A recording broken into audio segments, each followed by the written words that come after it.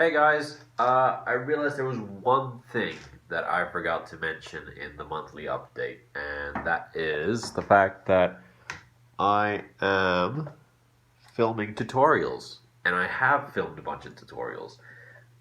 I was supposed to ask you, what kind of tutorials would you like to see?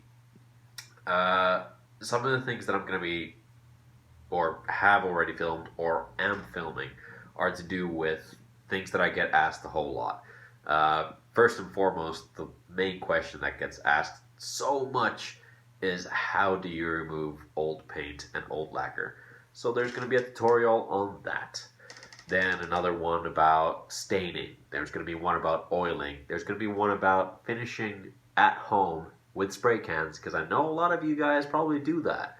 So I'm going to show you how to do that and actually get a professional finish out of it without needing to have a workshop because it is possible.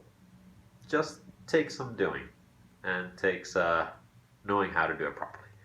So hey, if you have any ideas for tutorials that I can do, there's also going to be a refret tutorial. There's going to be a tutorial on cutting frets by hand and how to do a multi-scale or how to cut fret slots in a multi-scale instrument by hand and how to measure those out.